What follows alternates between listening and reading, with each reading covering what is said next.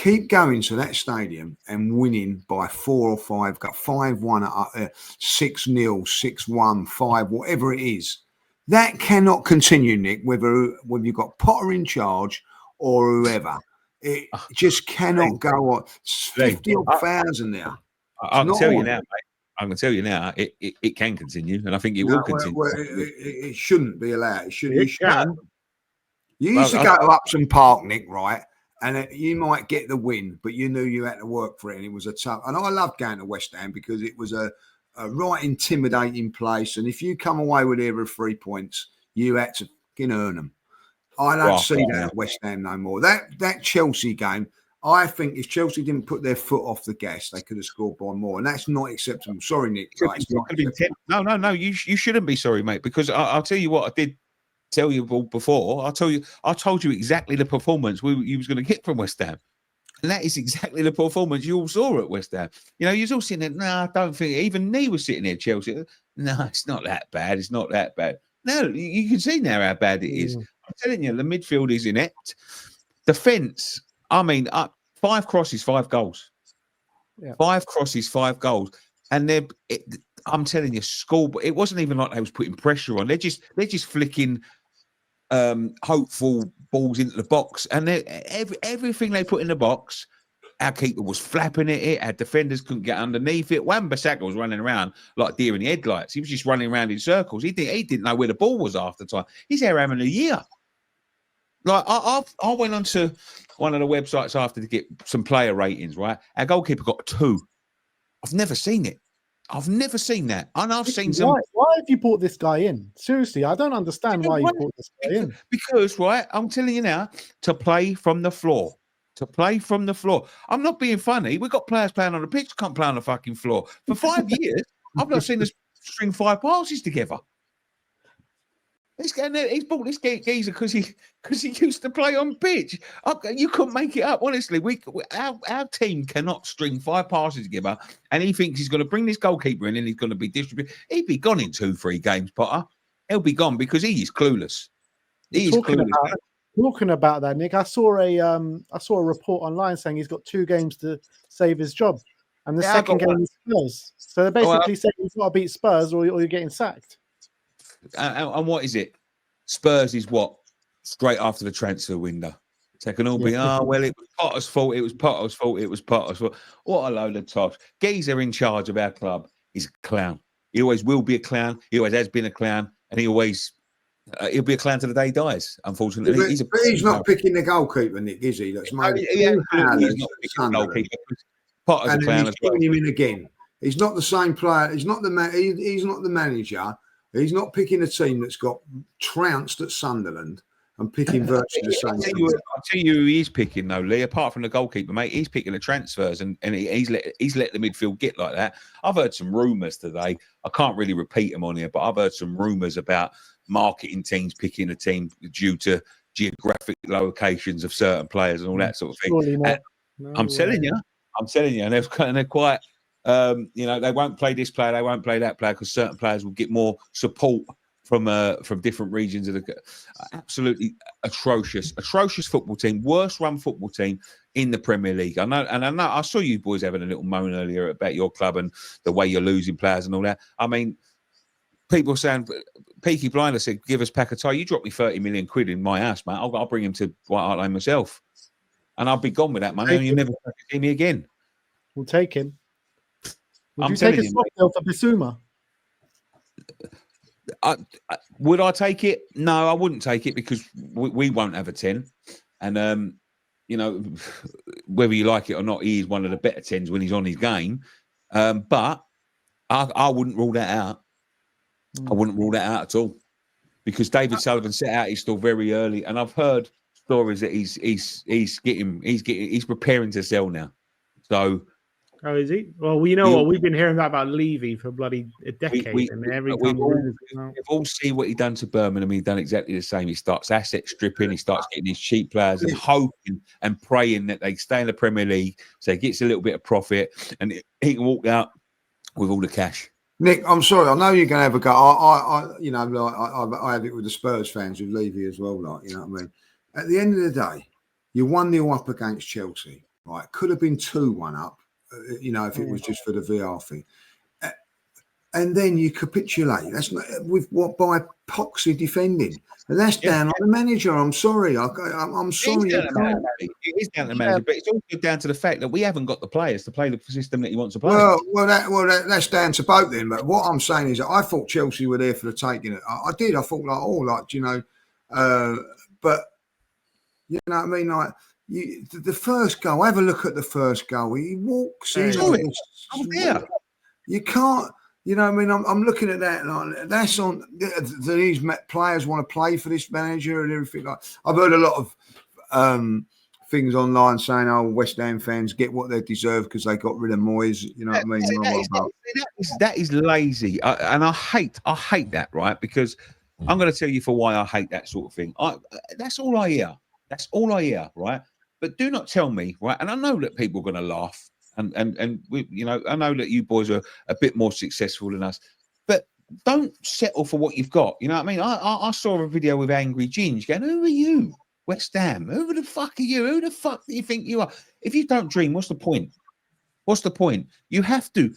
I don't see anybody. I don't see any of them influencers or whatever you want to fucking call them. The prats that think they know everything about football, but they don't actually watch football. Right? I don't see not one of them turning around and saying the same thing about Spurs. Careful what you wish for. Because Spurs are fucking winning and they're playing well. Do you know why? Because they dared to do, as their fucking badge said, they dared to do. They dared to move on from one manager because he won a trophy. They didn't turn around and go, "Do you know what that'd do?"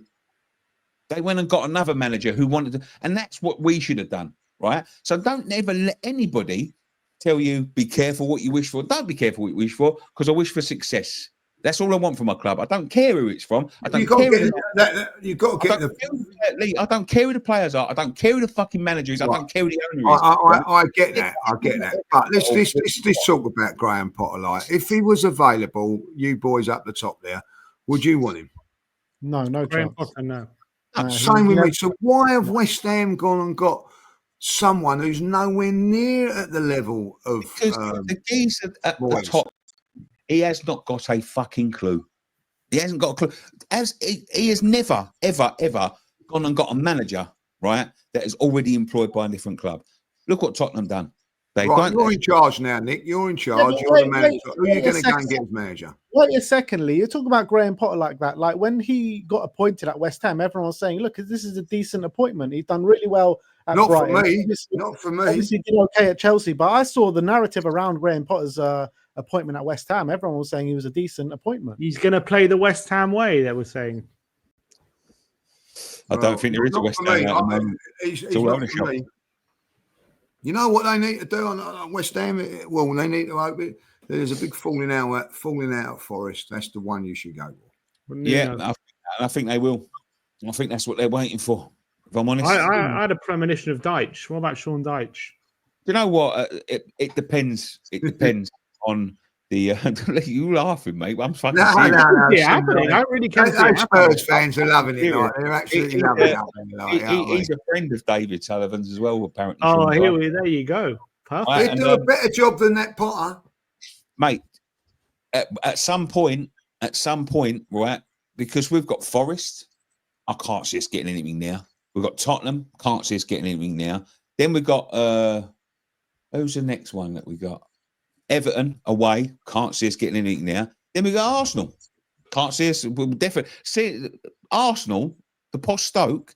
They must have been looking at that on fucking Saturday, thinking, "My God, we're going to score 25 goals at the London Stadium because we can't defend crosses. We can't." Yeah, but everyone's going on about the owners and the manager, but I'm seeing some embarrassing defending in some. Where's the personal pride from some of these players on the pitch? Like, seriously. Talking about Debo, Nicky, you bought him for 40 million. The fucking worst of them. He gets worse every time I see him. He looks like he's been eating fucking roast dinners all week. He gets fatter and slower every time I see him play. Honestly, them three defenders, right? You're going to fucking laugh at this. Them three defenders that we had there cost £100 million. Mental. Actually, £105 million in all three of them. Fucking mental. You had the keeper in. That's what, 125 million. Yeah, another £125 million. Bloody hell! I won't give £1.25 for all 4 of them. It's mad. But has he, Todibo, right? When you signed him last summer, it was seen as a real coup.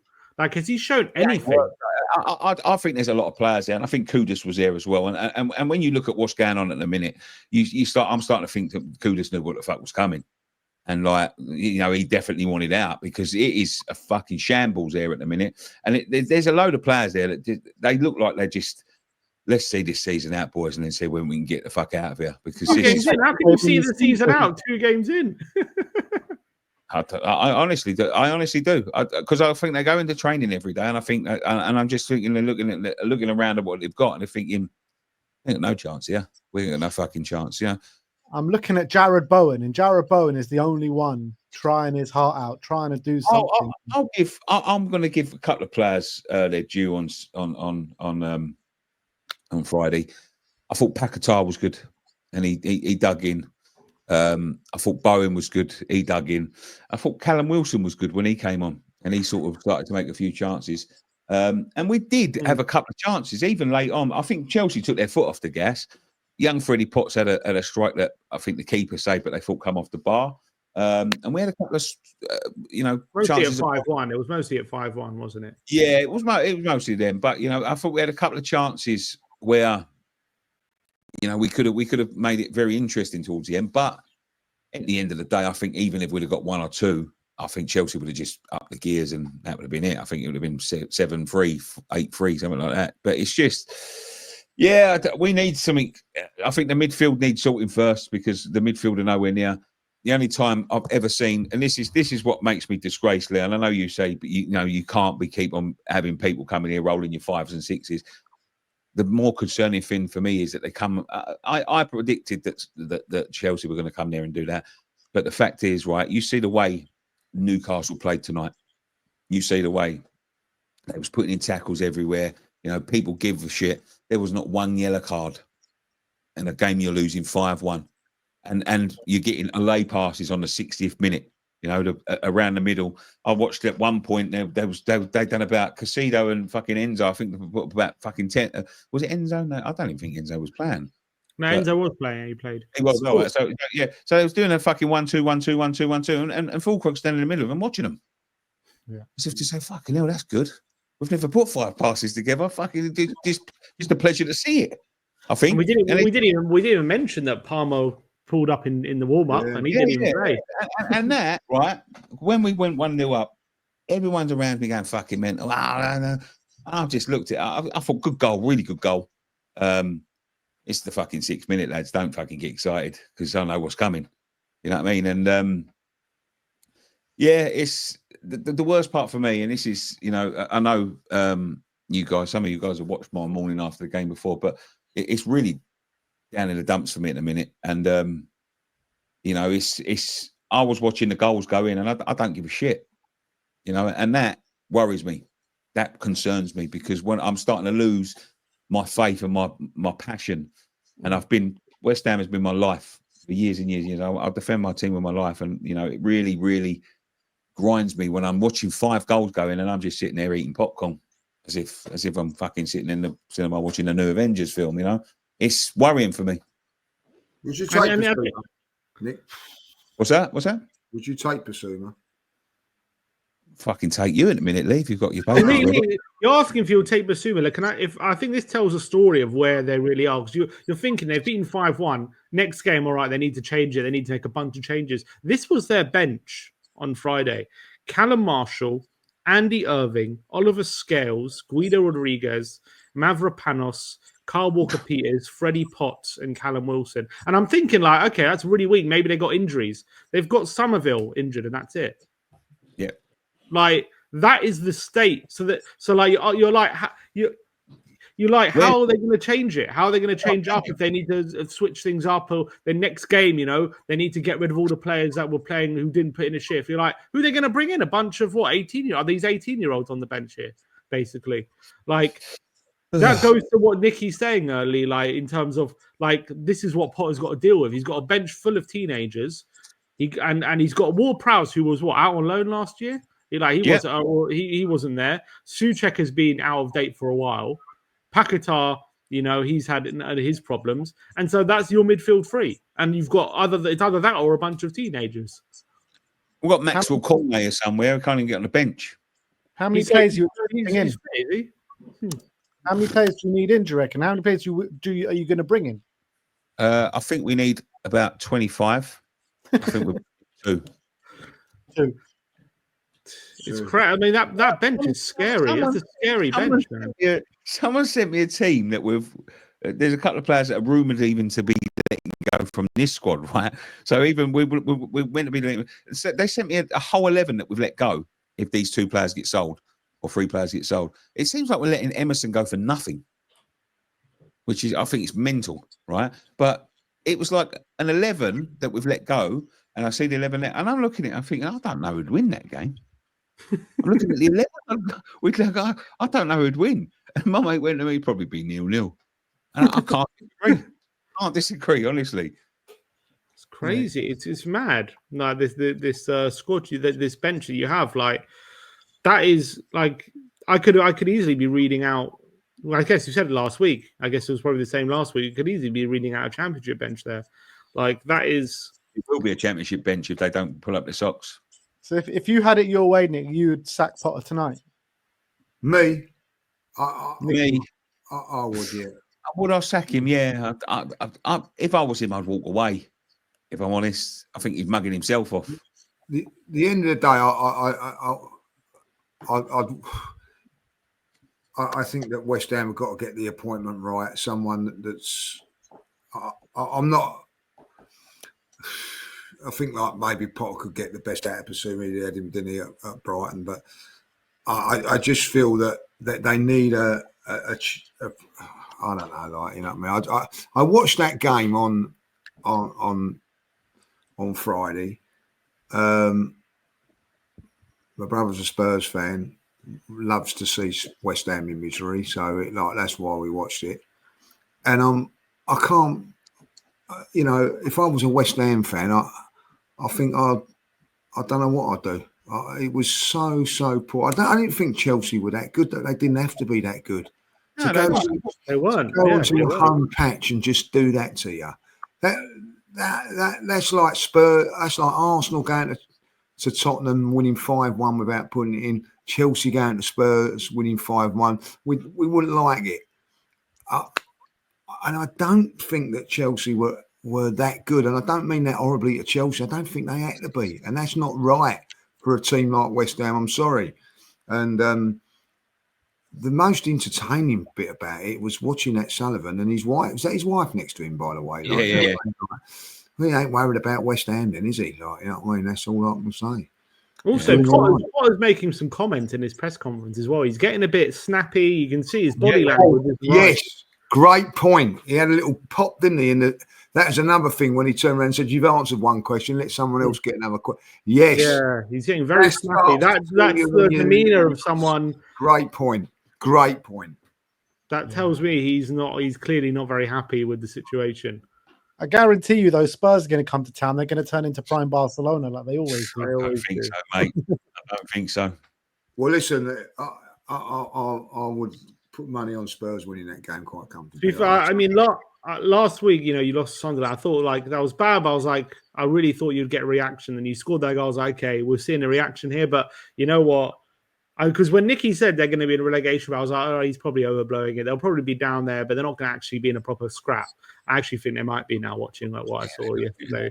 Someone said, after seeing everyone twice, they are definitely the worst team in the league at this moment in time. Someone said that West Ham won't be in a relegation battle. Guaranteed they won't be in a relegation battle this season but they're going down. There won't be a battle. There won't be a scrap league. They won't. That is bad. So there you go. It's a long way to go. A lot of things can happen over the course of the season. I'm sure you'll have a new manager at some point, but who that's going to be? Manager bounce for Spurs. That's what they'll have. I doubt it.